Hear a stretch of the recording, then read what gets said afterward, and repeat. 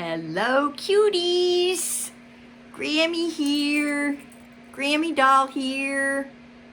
Okay, we're going to do part 2 of Sir Humphries Honeystands.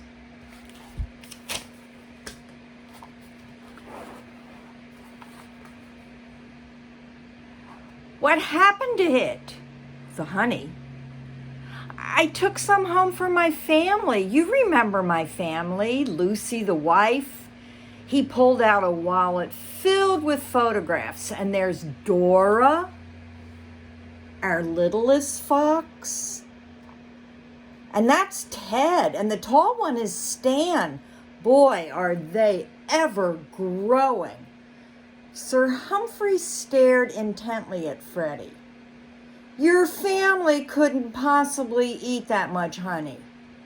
Well, no, we didn't eat it all. I kind of took some, his voice went to a whisper, outside the forest, and I sold it. Where's the money, Freddie? I sort of lost it. Sir Humphrey gave a long sigh. What do you mean you lost it? He asked, trying not to lose his temper. Well, I have this weakness for pennies, ponies, race horses. I bet it at the racetrack. I thought maybe I could make a little easy money. Gambling is never easy money, Mr. Fox, Edward admonished, especially when you're using someone else's money. Sir Humphrey sank into his tall padded chair. Let me get this straight, Freddie.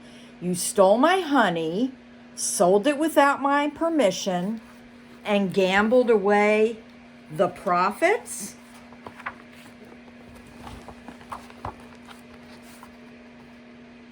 Well, that's about it, the fox agreed.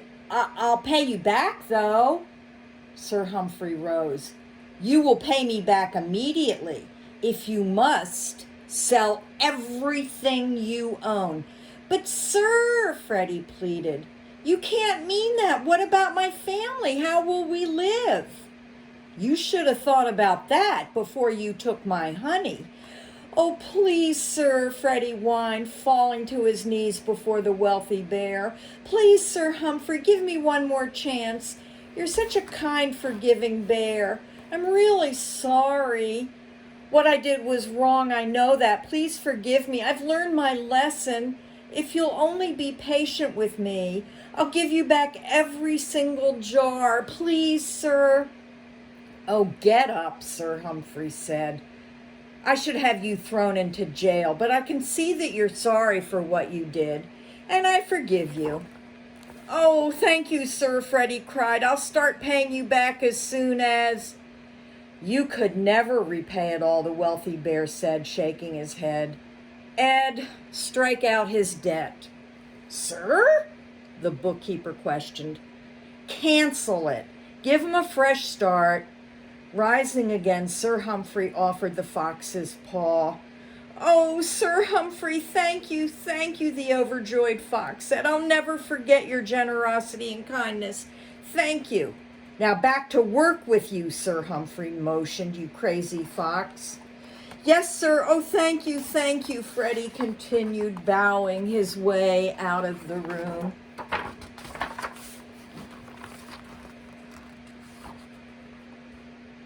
Later that same day, an elderly mole dressed in worn, tattered clothing approached one of Sir Humphrey's honeystands.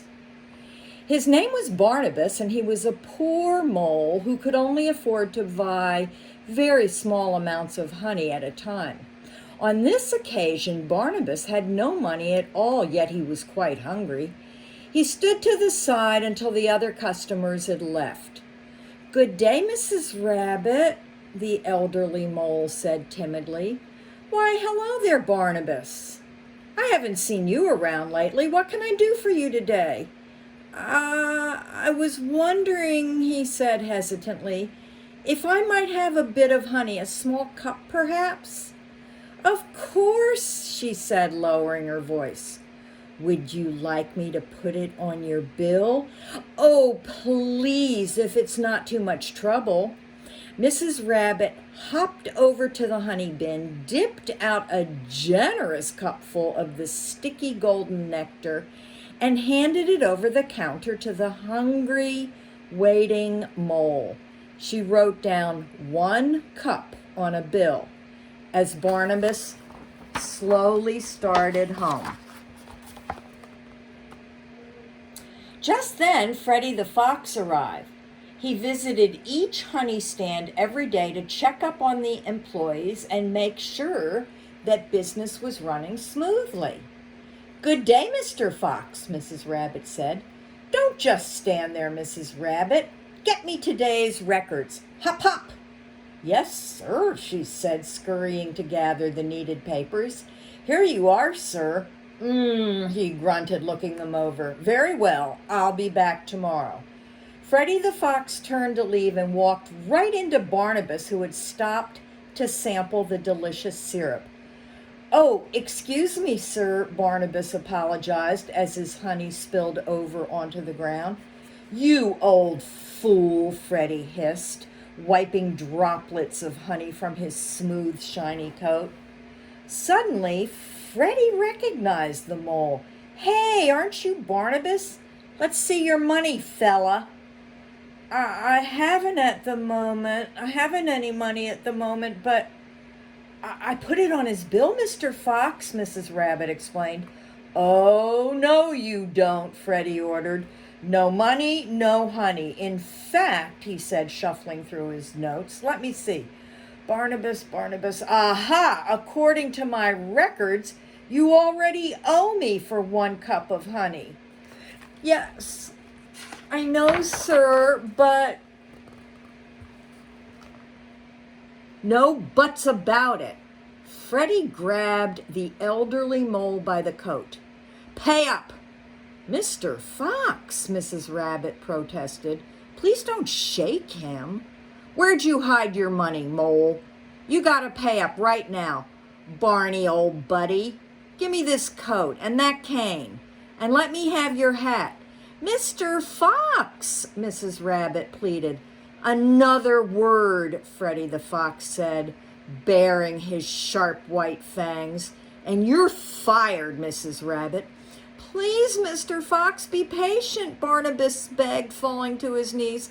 I promise to pay you back. I've heard that before, Freddie said.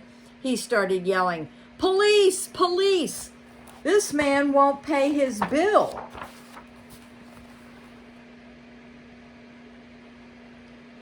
It took only moments for Freddie's shouts to reach the nearby police station. And before Mrs. Rabbit could think of a way to help poor old Barnabas, 2 badgers arrived in a dark blue uniform. What seems to be the problem here? The first officer questioned. This bum won't pay his bill. He owes me for honey and claims he has no money. Well, sir, what do you have to say for yourself? The second badger asked. I have no money, Barnabas answered, hanging his head. Sorry, fella, the first badger said. We're going to have to take you in. Oh, Barnabas, I'm so sorry, Mrs. Rabbit wailed as the 2 officers led him down the path toward the forest jail. Freddie strutted off down the opposite path, humming a happy tune. Mrs. Rabbit glared at him.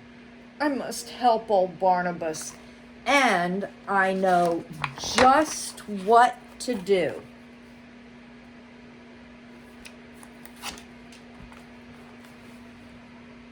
She quickly closed down the honey stand and made her way to Sir Humphries' luxurious home. Soon she was ushered into Sir Humphries' parlor, where he was about to sip a hot cup of apple tea and munch a plateful of dark brown honey muffins. Sir Humphries, she shouted, hopping up and down. Oh, it was terrible. Mrs. Rabbit, calm yourself. What's the problem? Oh, sir, it was terrible. He's so cruel. He has no heart. No heart at all, I tell you. And Mrs. Rabbit told Sir Humphrey all about what happened. When she was done, there was a long silence. Then Sir Humphrey bared his huge white teeth and let out a long, deep growl. Why, that ungrateful little fox. Reginald, Reginald, he roared. Yes, sir, the butler replied, coming to the parlor. Have Freddie the fox summoned at once. Yes, sir. And have one of the maids take Mrs. Rabbit to the sitting room for a nice tea. Yes, sir. And I have some other instructions. Oh, what do you think they are? We'll find out later.